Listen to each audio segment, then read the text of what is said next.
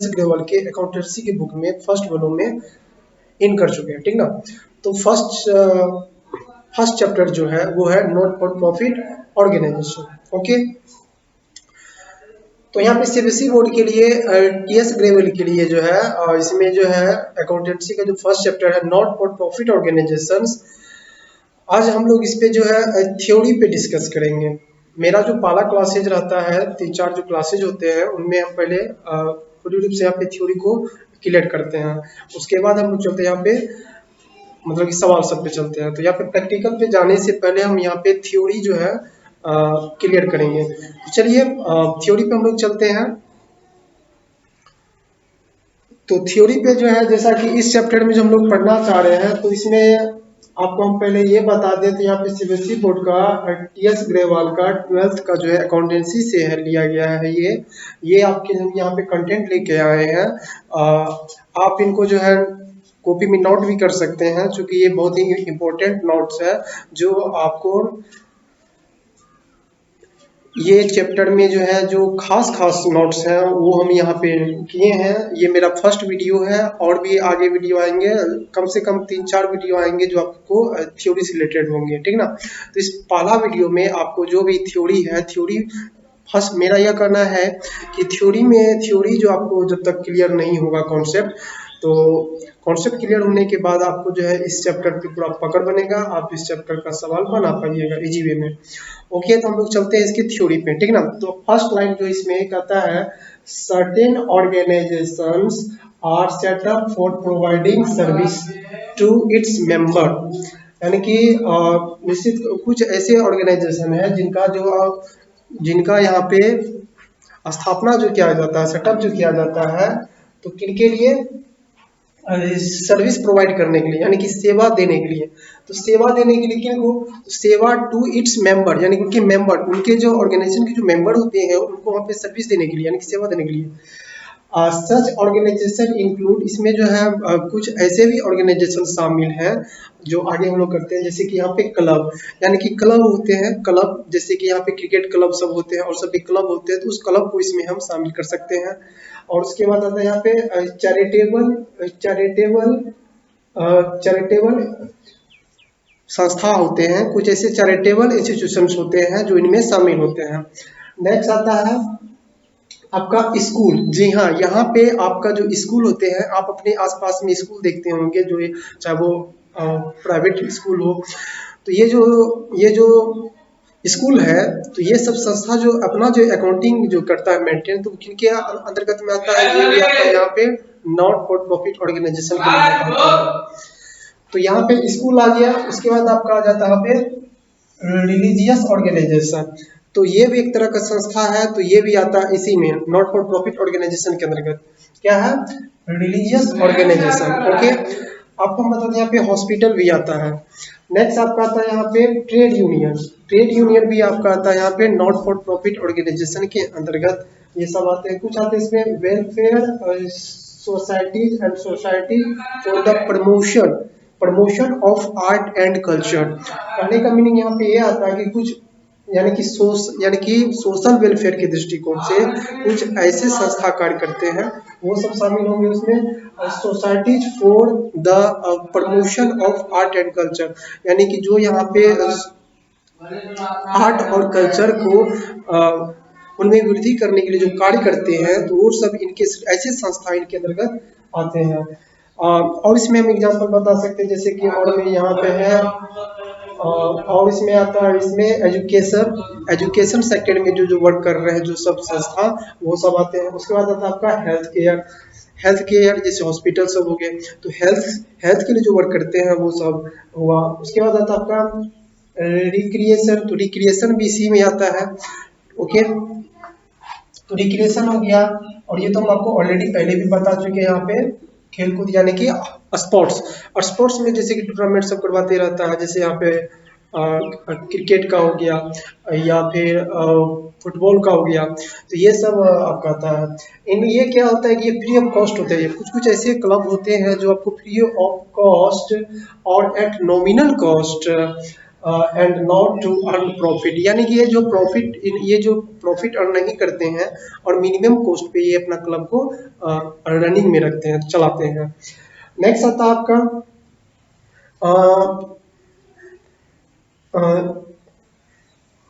in this chapter we shall learn about the accounting aspect relating to non for profit organization। In this chapter, यानी कि इस chapter में हम लोग जो पढ़ेंगे अकाउंटिंग एस्पेक्ट, ऐसे पहलू पढ़ेंगे जो नॉट फॉर प्रॉफिट ऑर्गेनाइजेशन से रिलेटेड होंगे।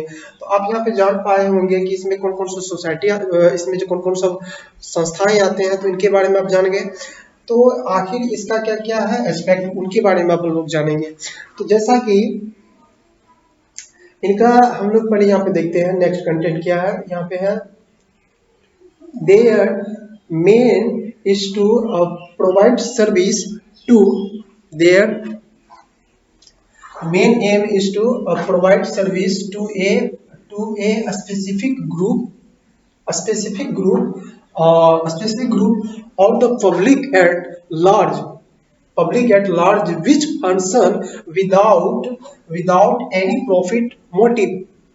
इसका मीनिंग हुआ कि इनका जो मेन ऑब्जेक्ट होता है, मेन एम जो होता है, इसका मुख्य उद्देश्य जो होता है वो क्या होता है, प्रोवाइड सर्विस, यानी कि सर्विस देना टू, यानी कि किसी स्पेशल ग्रुप को ये सर्विस देना, या फिर किसी लार्ज स्केल पे यहाँ पे पब्लिक को सर्विस देना, ना कि। और क्या कहता है, at large which functions without any profit motive. इनका जो फंक्शन होता है, इनका जो वर्क चलता है ना, वो प्रॉफिट कमाने के उद्देश्य से नहीं चलता है, ठीक ना। तो प्रॉफिट मोटिव की हिसाब से इसका ये नहीं चलता है। नेक्स्ट आता है आपका they do not manufacture, purchase और सेल गुड्स, यानी कि ये संस्था जो है किसी भी तरह का मैन्युफैक्चरिंग वाला कार्य नहीं करता है और सेल्स गुड्स नहीं करता है, और my not have credit transaction, इनके पास किसी तरह क्रेडिट ट्रांजैक्शन नहीं रहता। तो ये आप क्या समझे यहाँ पे, ये एक तरह से समझ लीजिए, मेरा यही कहना है आपसे कि यहाँ पे एक तरह होता है, यहाँ पे ट्रेडिंग है, यहाँ पे जो चलता है ट्रेड, इसमें क्या होता है कि उसका मेन ऑब्जेक्ट रहता है कि प्रॉफिट कमाना है ना। लेकिन इनमें क्या होता है कि ये कॉस्ट मेंटेन नहीं करता है, इनमें जो है किसी भी तरह का मैन्युफैक्चर वाला वर्क नहीं होता है। तो ये क्या करता है, इसका मूल उद्देश्य होता है वो सेवा देना होता है समाज को, खास मेंबरशिप सबको, मतलब कि खास वर्ग को।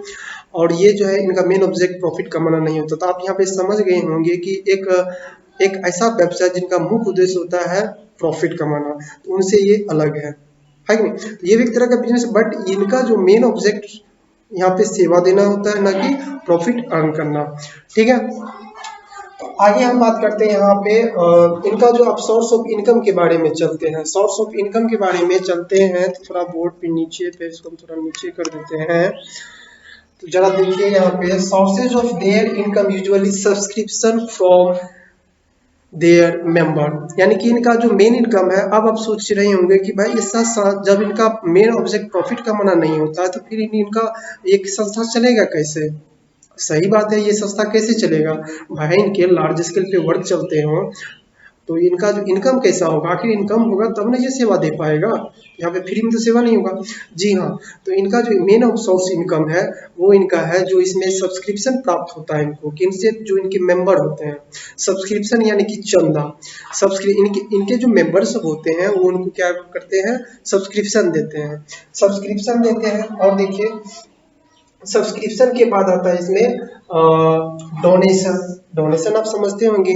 डोनेशन यानी कि बाहरी पार्टी क्या करते हैं, इनको डोनेशन देते हैं, दान देते हैं। और उसके बाद यहाँ पे जी यानी कि ग्रांट इन एड, यानी कि ग्रांट इन एड देता है, और यानी कि सहायता, यानी कि सरकार के द्वारा सहायता भी आता है, फंड भी आता है। और उसके बाद यहाँ पे इनकम फ्रॉम इन्वेस्टमेंट, यानी कि ये संस्था कहीं अदर पार्टी में जाकर के निवेश किया है, तो उनसे जो इंटरेस्ट प्राप्त होता है वो इनके लिए भी इनकम है। और यहाँ पे है लेजेसीज, यानी कि लेजेसी भी इनका एक इनकम का पार्ट है।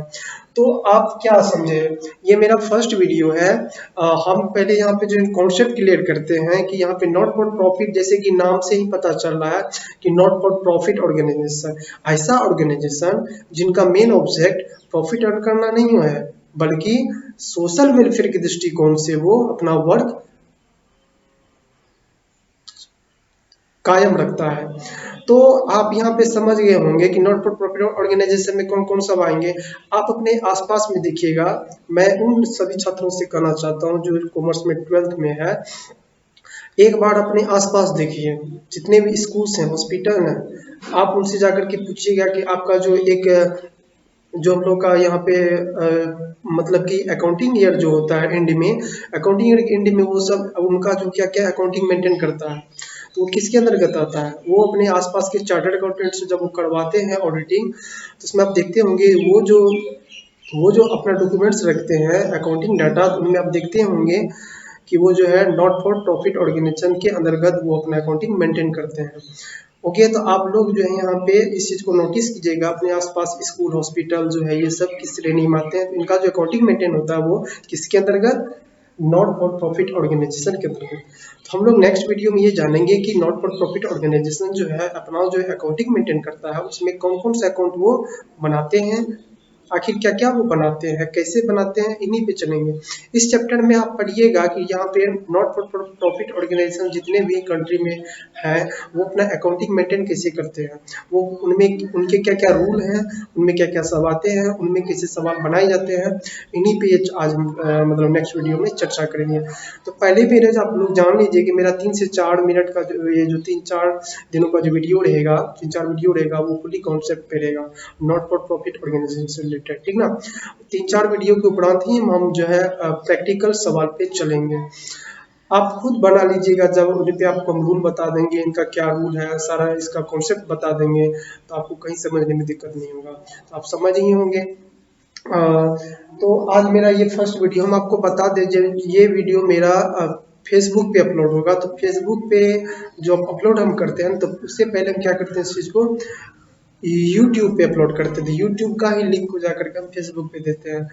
तो जो इसमें स्टूडेंट है 12th का, जो इस चैप्टर को पढ़ना मतलब कि अच्छा से पढ़ना चाहते हैं, तो वो मेरे फेसबुक पे 2 दिन 3 दिन पे चेक करते रहे। ऐसा है कि जब हम इनके लिंक को भेजते हैं तो काफ़ी ज़्यादा मात्रा में नोटिफिकेशन नहीं हो जा पाता है, तो ऐसा नहीं कि आपको नहीं पता चल पाए, तो इसलिए हम ये कहते हैं कि आप मेरे फेसबुक को जब चेक कीजिएगा तो मेरा यूट्यूब का लिंक उस पर दिया रहेगा। तो ये मेरा पहला वीडियो है इस चैप्टर का, इस चैप्टर को आप अच्छे से समझिए। यहाँ तक में कोई प्रॉब्लम तो आप कमेंट कीजिए, उसका हम जवाब देंगे।